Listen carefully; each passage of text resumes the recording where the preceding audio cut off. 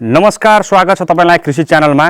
आज हामी एउटा यस्तो ठाउँमा आएको छौं जहाँ चाहिँ एकजना युवाले विदेशबाट फर्केर नेपालमै बाख्रा पालन सञ्चालन गरेर मनग्गे आम्दानी गरिरहनु भएको छ। उहाँले यो भन्दा 4 वर्ष अगाडि 15 लाखमा लगानी गरेको बाख्राबाट पनि मात्रै 30 लाख रुपैयाँ उत्पादन गरेर अहिले पनि उहाँसँग 50-60 वटा बाख्राहरू चाहिँ उहाँको खोरमा छ र आज हामी उहाँसँग कुरा गर्ने छौं। उहाँले कसरी बाख्रा पालन सुरु गर्नुभयो, अहिले कसरी अहिले सफलताको शिखरमा पुग्नु भएको छ र त्यसभित्र चाहिँ बाख्रा पालन सञ्चालन गर्दाखेरि कसरी सफल हुने र यसको म्यानेजमेन्टको हरेक कुराहरूलाई चाहिँ हामीले भिडियोमा समेट्ने छौं। यदि तपाईं पनि बाख्रा पालन सञ्चालन गर्ने सोचमा हुनुहुन्छ र नेपालमा कृषि क्रान्ति गर्ने सोचमा हुनुहुन्छ भने भिडियोलाई अन्तिमसम्म हेर्नु होला र नेपालको कृषि क्रान्तिलाई सपोर्ट गर्नको लागि कृपया हाम्रो च्यानललाई सब्स्क्राइब गरेर लाइक, कमेन्ट र शेयर पनि गरिदिनु होला।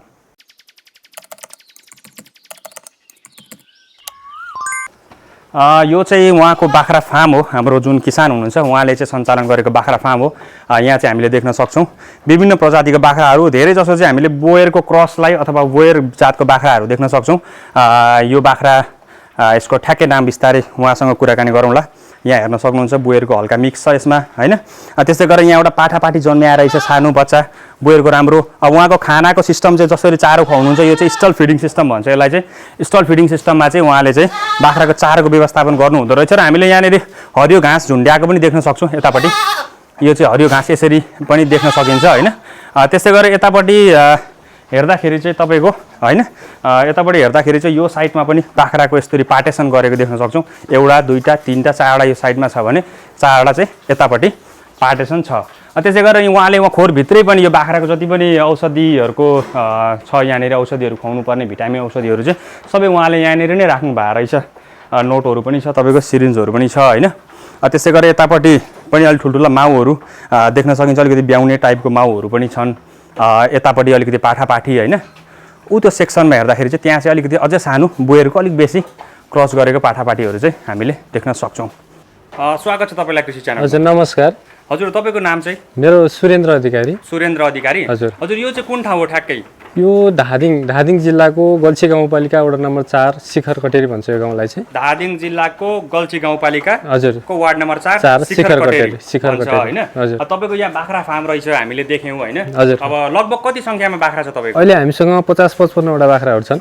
50-55 वटा बाख्रा तपाईसँग छन्। तपाईसँग कस्तो कस्तो प्रजातिको बाख्राहरू छ? अब अहिले चाहिँ लगभग म्याक्सिमम सबै बोयर बनाइसकेका छौँ हामीले, हैन। अब सुरुमा स्टार्टिङ गर्दा चाहिँ हामीले लोकलबाट स्टार्टिङ गरेका थियौँ। हजुर हजुर। स्थानीय जातको खरी बाख्रालाई चाहिँ 50% को बोयर बोका लिएर आएर त्यो पनि हामीले चितवनको तपाईको बगैँचा बाख्रा फर्म भन्ने ठाउँबाट 50% को बोयर बोका लिएर आयौँ। हजुर हजुर। त्यसपछि सुरुमा 15 वटा बाउ बाख्राबाट स्टार्टिङ गरेको हो, हैन। हजुर हजुर। अनि अलि बिस्तारै त्यसलाई क्रस गराउँदै लाँदाखेरि अहिले हामीले चाहिँ लगभग तपाईको 40-45 वटा चाहिँ माउहरू टोटल छन् हाम्रो खोरमा, हैन।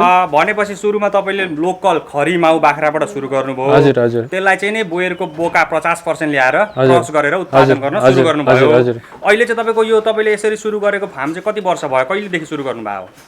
यसको कहानी धेरै लामो छ सर। हजुर हजुर। अब यो बाख्रा व्यवसाय गर्ने कुरो चाहिँ कहाँबाट आयो भन्ने कुरो पनि एउटा सेक्टर रहन्छ, हैन। हजुर हजुर। अब 16-17 मा चाहिँ हुन त म विदेश त लगभग 3टा देश गएर आएँ, हैन। अब लास्ट भनेको अलिकति कृषिमै चाहिँ अलिकति सिक्न पाएको भनेको चाहिँ इजरायलमा हो, हैन। हजुर हजुर। अनि 16-17 मा इजरायल गए। इजरायल गएपछि 1 वर्षको हाम्रो कृषि ट्रेनिङ थियो। हजुर हजुर। अनि त्यो भ्याएर चाहिँ हामी नेपाल आयौँ। हजुर। अनि नेपाल आइसकेपछि चाहिँ अब के गर्ने त, कृषि नै गर्दाखेरि अलिकति भूगोलको आधारले हाम्रो यहाँ चाहिँ खेतीपाती गर्नलाई अलिक अप्ठ्यारो छ। हजुर हजुर। किन भन्दा पाखो जग्गा छ, हैन। अनि बजारको पनि अलिकति अहिले त रोडको अलि राम्रो सुविधा भयो, त्यो बेलामा रोड पनि थिएन बर्खामा। हजुर हजुर। असम्भव थियो। अब के गर्ने भन्दा बाख्रा व्यवसाय बोयरमा अलिकति मार्केट देखियो नेपालमा। हजुर हजुर। अनि साथीहरूसँग धेरैजनासँग बुझ्दाखेरि अब गाह्रो त छ भन्ने कुरो आयो, तैपनि अब बाख्रा नै सुरु गरौँ भनेर। हजुर। 18 तिर मैले यो भर्खर देखेको अलि उतापट्टि छ खोर देखाउँला, यो साइडको त्यहाँबाट सानो नर्मल्ली एउटा स्टार्टिङ गरे 15 वटा बाख्रा जति लोकलबाट। अब त्यो पनि गाउँघरमा पाउने स्थानीय बाख्राबाट नै स्टार्टिङ गरियो। अनि एउटा बोयर बोका लिएर आइयो। त्यसपछि बिस्तारै क्रस गराउँदै जाँदाखेरि 2 वर्ष चाहिँ हाम्रो तपाईको उत्पादन सुरु हुन लाग्यो। भनेपछि 2018 बाट सुरु गर्नुभयो, हैन। 2018 बाट सुरु गरेपछि तपाई इजरायलबाट रिटर्न भएपछि हजुर कृषि ट्रेनिङको लागि इजरायल जानु इजरायल भएको गएको थिएँ। त्यहाँबाट तपाईँ आउनुभयो र लोकल बाख्राहरू खरी जातको स्थानीय जातकै बाख्राहरू 15-20 भेला पारेर बोयरको क्रस गरेर 2018 देखि सुरु गर्नुभयो। हजुर तपाईँले पहिला त्यो सानो खोरमा राख्नुभयो, सानो खोरमा स्टार्टिङ गरेर त्यसबाट तपाईँको उत्पादन सुरु भइसकेपछि चाहिँ तपाईँले ठुलो खोर बनाउनु भयो होइन? अलिकति हामीले स्टार्टिङ गरेबाट 15-16वटा माउबाट स्टार्टिङ गरेका थियौँ। त्यसमा अब 6-7 महिनाबाट उत्पादन सुरु हुन थाल्यो होइन। अनि 6-7 महिनाबाट उत्पादन हुनु थालिसकेपछि त हाम्रो आम्दानी त त्यहीँबाट स्टार्टिङ भइहाल्यो नि, आम्दानी सुरु भयो। आम्दानी सुरु भयो। त्यसपछि अब बिस्तारै क्रममा गर्दै जाँदा केही पाठापाठीहरू हामीले बेच्यौँ होइन, केही कलेक्सन गरेर 2-4वटा हामीले राख्यौँ। त्यसलाई बिडको लागि अलिकति बढाउनु पर्छ भनेर त्यसरी हिसाबले हामी लाग्यौँ। भनिसकेपछि तपाईँको 6-7 महिनादेखि चाहिँ उत्पादन सुरु भयो। हजुर हजुर। तर तपाईँले व्यावसायिक रूपमा क्यास चाहिँ तपाईँले कहिलेदेखि चाहिँ बेचेर ल्याउन थाल्नुभयो? हामीलाई लगभग 1 वर्ष कुर्नु पर्यो सर। सो 1 वर्ष कुर्नु पर्यो भनिसकेपछि जति पनि हाम्रो नयाँ किसानहरू हुनुहुन्छ जो व्यवसायमा उभिन चाहनुहुन्छ उहाँहरूले चाहिँ यो व्यवसायमा चाहिने चाहिँ के छ भन्दाखेरि प्यासन चाहिन्छ भन्ने हुन्छ। तपाईँले अघि पनि भन्नुभयो हाम्रो भिडियोभन्दा अगाडिको कन्भर्सेसनमा होइन, तपाईँले यसमा चाहिँ कति जतिको प्यासन चाहिन्छ, तपाईँले लगानी गरिसकेपछि हामीले रियल आम्दानी गर्नको लागि चाहिँ कति कुर्नु पर्ला? यस्तो हो, हामीले लगभग 15 महिनादेखि 2 वर्षसम्ममा चाहिँ हामीले आम्दानीको लगभग 50% लगानी उठाइसक्नुपर्ने अवस्था हुन्छ बाख्रा फर्ममा होइन। हजुर हजुर। त्यो भइसकेपछि हामीले 7 महिनादेखि उत्पादन लिएको बाख्रा चाहिँ अब त्यसलाई बिस्तारै कलेक्सन गर्दा 3-4 महिनामा बेच्ने हो होइन। 2 वर्षसम्ममा चाहिँ हामीले लगानीको 50% लिनुपर्छ। भनिसकेपछि 2 वर्षसम्ममा चाहिँ लगानीको 50% चाहिँ हामीले लिनुपर्छ। निस्किन्छ पनि त्यो तपाईँको के छ अनुभव त्यसमा? निस्किन्छ पनि। अब लगभग 3 वर्षमा हामीले फाइनल गर्नुपर्छ कति लगानी गरेका छौँ, कति बाख्रा हालेका छौँ। त्यसमा हामीले 3 वर्षमा फाइनल गरेर त्यसपछि हामी पुरै नाफामा जाने हो क्या। आफ्टर 3 वर्ष चाहिँ तपाईँको हामीले गरेको लगानीहरूबाट चाहिँ सबै नाफा निकालेर हामी त्यहाँदेखि उता चाहिँ नाफामा जान्छौँ तपाईँको विचार छ। अनि अर्को कुरो के छ भने तपाईँको यो फार्मको बाख्राहरू चाहिँ अब धेरै देखियो होइन, यो एउटा बोको देखिँदैछ यहाँनिर तपाईँको बोयर बोको, यो चाहिँ के तपाईँको आफ्नो उत्पादन हो या तपाईँले बाहिरबाट? यो होइन, मेरो उत्पादन होइन। यो भनेको सुरुमा मेरो पहिला अस्ट्रेलियन बोका थियो, उतैबाट आएको होइन। अनि यो चाहिँ बन्दीपुरमा उत्पादन भएको प्योर बोका हो। यो प्योर सरकारी फर्ममा, नेपालकै सरकारी फार्मबाट तपाईँले प्योर बोका हो होइन। अनि तपाईँको यो बाख्राको जति पनि उत्पादन चाहिँ यहाँ देख्न सकिन्छ, धेरै पाठापाठी होइन बोकाहरू छन् होइन। हाम्रो कुनै पनि किसानले, नयाँ किसान हुनुहुन्छ जुन बाख्रा पालन सञ्चालन गर्न सोचमा हुनुहुन्छ या पुरानो कोही पनि किसानले तपाईँकोबाट बोयरको ब्रिड लान चाहनुहुन्छ भने चाहिँ तपाईँ के भन्न चाहनुहुन्छ? यो कुन ठाउँ हो र तपाईँको कन्ट्याक्ट नम्बर सबै भनिदिनु न। अब धादिङको गल्छी गाउँपालिका 4मा रहेको शिखर कटेरी भन्ने ठाउँ छ। यो चाहिँ धादिङको पृथ्वी राजमार्गबाट मास्टार भन्ने ठाउँबाट लगभग 5 किलोमिटर भित्र छिरिसकेपछि तपाईँ मेरो फार्ममा आइपुग्न सक्नुहुन्छ होइन। अब यहाँ चाहिँ तपाईँहरूले लोकल बाख्रा खोज्नुभयो भने पाउनुहुन्न, बोयर क्रस पाठापाठी खोज्नुभयो भने चाहिँ उपलब्ध गराउन सकिन्छ। यसमा चाहिँ 50, 75, 87 र 93 का पाठापाठीहरू छन् हामीसँग। त्यसको लागि तपाईँले कन्ट्याक्ट गर्न सक्नुहुन्छ।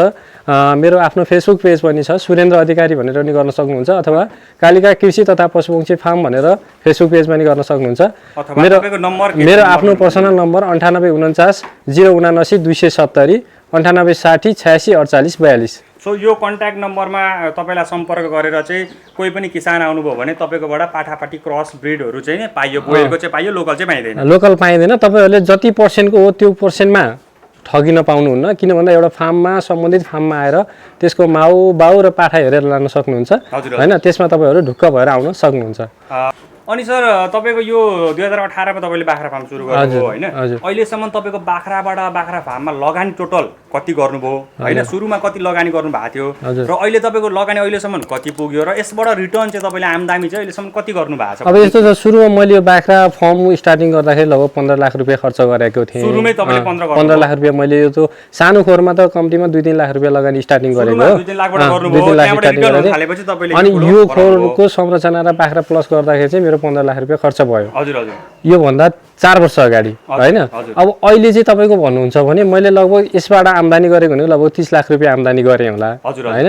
त्यसमा चाहिँ 15 लाख मेरो प्रफिट रह्यो। अब प्लस हुने भनेको अब हो के राम्रो नाफा हुने भनेको। अब चाहिँ तपाईँकोबाट नाफाहरू आउँछ, सबै लगानी सगानी उठाएर तपाईँले स्टार्टिङमा 15 लाख लगानी गर्नुभयो, एकैचोटि त गर्नु भएन नि? हैन, एकैचोटि गरेन मैले। सानो खोरबाट ट्राई गर्नुभयो, हजुर। त्योबाट आम्दानी हुन थालेपछि ठुलो खोरमा सिफ्ट हुनुभयो। हजुर हजुर। त्यस बिचमा तपाईँको 2018 देखि 2022 मा अहिले हामी यो भिडियो खिच्दै छौँ, 22 सम्म तपाईँको 30 लाख जति चाहिँ तपाईँको आम्दानी आम्दानी भयो भने चाहिँ 15 लाख तपाईको बचत भयो। बचत भयो। त्यसमा अब मेरो सम्पत्ति पनि छ नि त, यहाँ बाख्रा पनि छ, बाख्राको प्रपर्टीहरु यो खोरबी नै तपाईले चाहिँ नि आम्दानी गर्नुभयो भनिसकेपछि जति पनि हाम्रो युवा साथीहरु हुनुहुन्छ जो चाहिँ खाडी मुलुकमा गएर वर्षको 2-3 लाख 3-4 लाख कमाउँदै हुनुहुन्छ अथवा देशमा पनि विभिन्न चाहिँ नि सहर बजारमा गएर सानो दिनो काम गरेर बस्नु भएको छ, आफ्नो चाहिँ नि घर गाउँमा खेतबारी बाँचे राखेर बस्नु भएको छ भने उहाँहरुलाई तपाईले एकदम एउटा शब्दमा भन्नुपर्दा के भन्न चाहनुहुन्छ?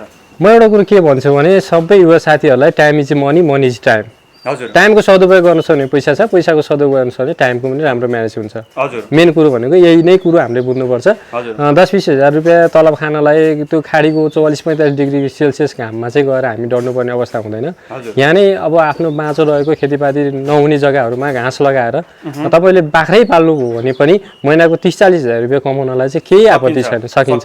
सो सुरुमा के भन्नुभयो? Time is money, money is time, एकचोटी फेरि भन्दिनुस् न। Money is time, time is money, यो नै सबैभन्दा ठुलो कुरो हामीले बुझ्नुपर्छ के। अनि सर त्यस्तै गरेर यो खानाको जुन कुरा छ बाख्राहरूलाई हैन, तपाईले चारो व्यवस्थापन चाहिँ कस्तो छ? तपाईले हरियो घाँस खुवाउनुहुन्छ कि सुक्खा खुवाउनुहुन्छ, के गर्नुहुन्छ भन्दिन न? अब हामीले चाहिँ यो बाख्रालाई चाहिँ 3 टाइम खाना खुवाउँछौँ।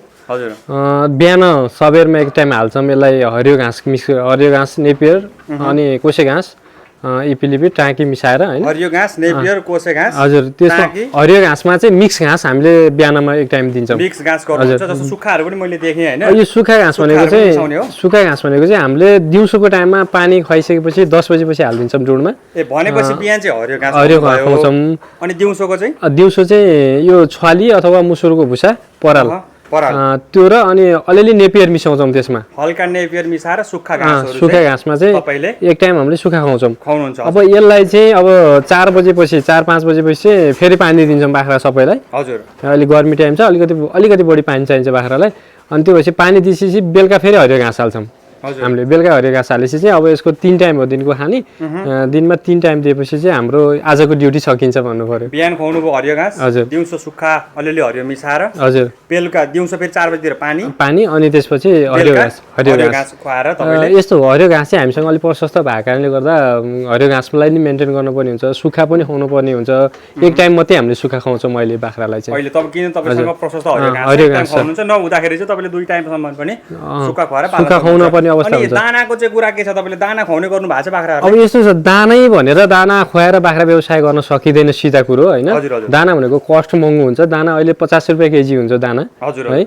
अब दानामा हामीले खुवाउँदैनौँ, अलिकति मकैको पिठो चोकरहरू चाहिँ पानीमा अलिअलि मिसाएर दिन्छौँ हामीले। स्पेशल दाना भनेर चाहिँ अहिलेसम्म मैले चलाएको छैन। दाना चलन भएको छैन किनभने यो महँगो हुन्छ, महँगो भइसकेपछि लागत महँगो भयो। दानाको सट्टामा हामीले के गर्छौँ भने मिनरल खुवाउँछौँ बाख्रालाई अलिअलि। मिनरल खुवाउँछौँ, मिनरलबाट नै यसले पाउने शरीरको तत्त्वहरू पाउँछ। दानामा हामीले अहिलेसम्म गएको छैन, छैन।